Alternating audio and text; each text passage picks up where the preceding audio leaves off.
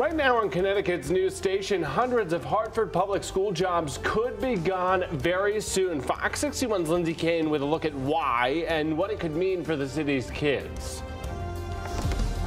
Plus, travel woes at the airport for the UConn men's basketball team.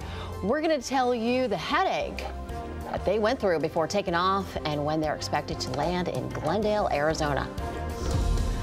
And tackling rising rent from the White House. The details behind President Biden's plan ahead this morning.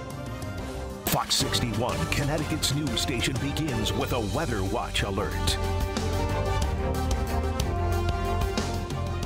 6 o'clock, good morning. Thanks so much for being with us here at Fox 61 and Fox 61 Plus America areas. And I'm Keith McGilvery, grateful you're here. Starting off wet outside. Some parts of the state are seeing snow. Meteorologist Matt Scott told us this weather was coming.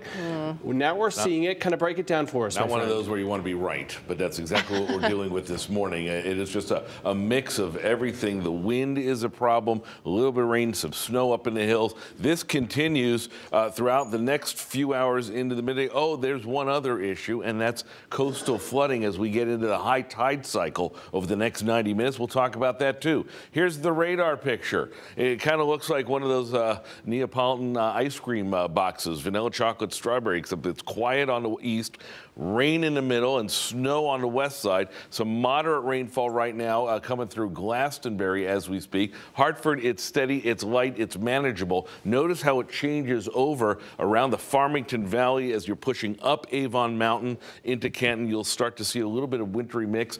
Be advised of that. And then it is largely all snow. Route 44, Canaan over to Norfolk, and then down Route 7 into Cornwall and Goshen. This will continue for another couple of hours as this very slow-moving system continues to punch on through. By the way, did you see the winds profile just to the south of us? That's where the low is. Still playing a big role in our forecast. We have a winter weather advisory still for the northern half of Litchfield County. Meanwhile, the coastal flood warning goes for the entire shoreline. Here's why. Look at high tide. New London 616, Milford 754. So now that we still have a lot of accelerated water, and now that it's pooling in again, we may see some localized flooding. We'll be watching for that. Temperatures in the upper 30s to the low 40s, not really moving much, but look at the winds. They are howling. Wind gusts upwards of 40 to 47 miles an hour. Coming up, we'll talk about a much quieter forecast in time for the weekend.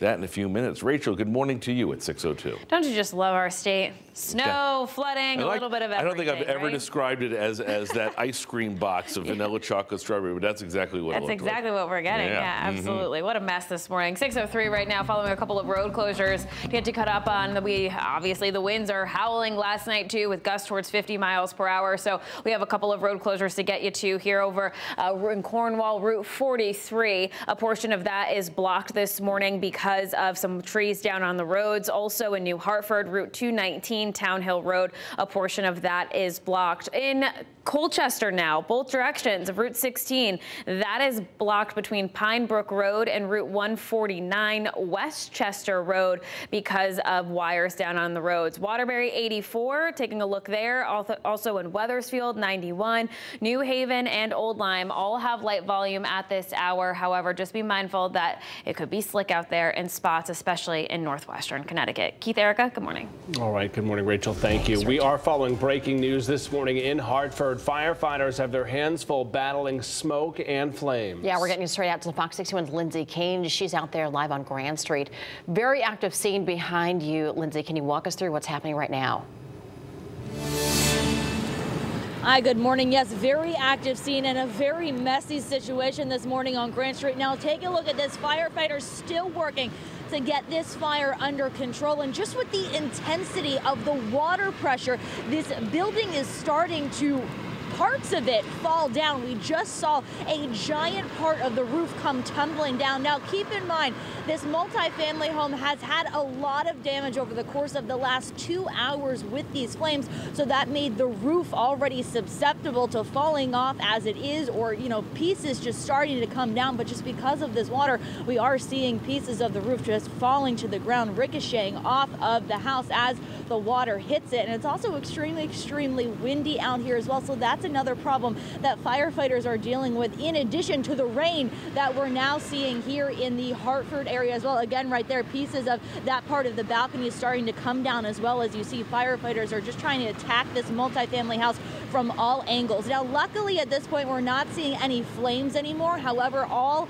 in these windows, we are seeing smoke still coming out of the building. That's why firefighters are just continuing to attack to make sure that they get all of these hot spots so they can officially put out this fire and make sure that nothing else is going to continue to spark with the intensity of the wind that we're seeing as well. So at this time, there's still a lot of questions as to how many people are going to be displaced, because this house does have a lot of damage, as you can already see here behind me. Fire crews have been busy for the last 2 hours putting this out, and there's no signs that they're leaving anytime soon. So we'll keep you updated on air, online, and on Fox 61 Plus as we continue to learn more.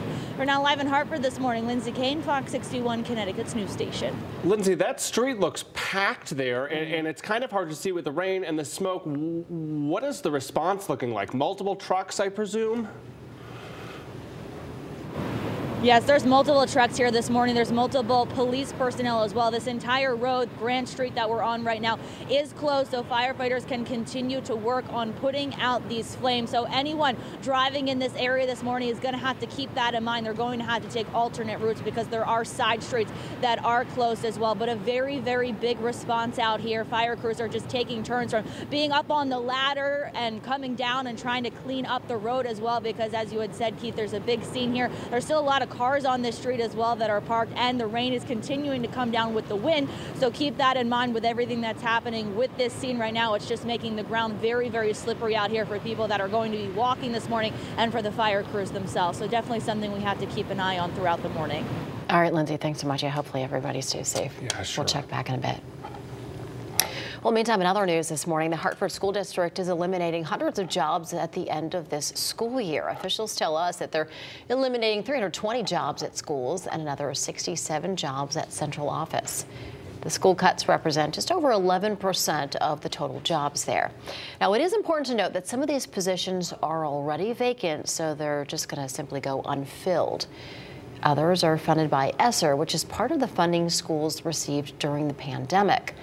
The district tells us that those jobs were considered temporary.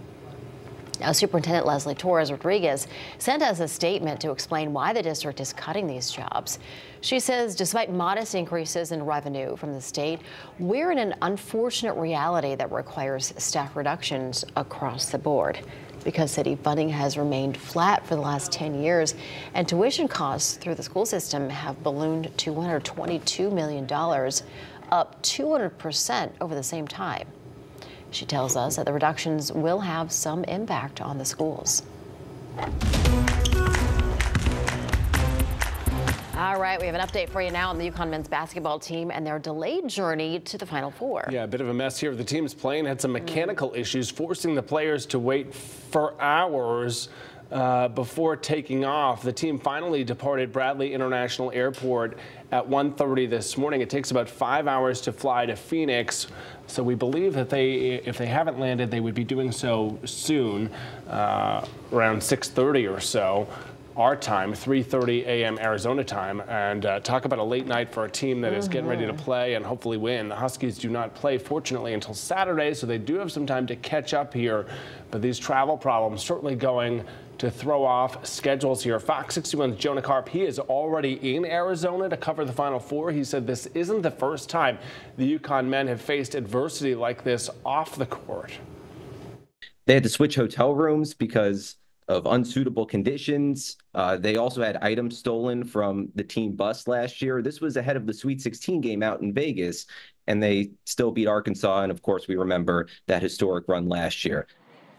We do indeed. Thanks to Jonah for that insight. The UConn men scheduled to meet with reporters and have their first practice. It's supposed to start around noon today. Unclear at this point if the NCAA will change that schedule. The NCAA issuing a statement about the travel delay last night. The organization saying it worked with UConn and its charter airlines to develop several options for travel alternatives to get to Phoenix. The NCAA also said it's disappointed that UConn will arrive later than anticipated. Unfortunate the team's travel experience has been impacted here. We have team coverage for you of the men's and the women's trip to the Final Four. So stay with us all week long as we root on our Huskies during the road to the championship. Jonah Karp, you just heard from him. He's in Arizona with the men. Brooke Griffin is in Cleveland, Ohio, where the women play their Final Four game tomorrow night. Live coverage from both cities starts tonight on Fox 61, Connecticut's news station.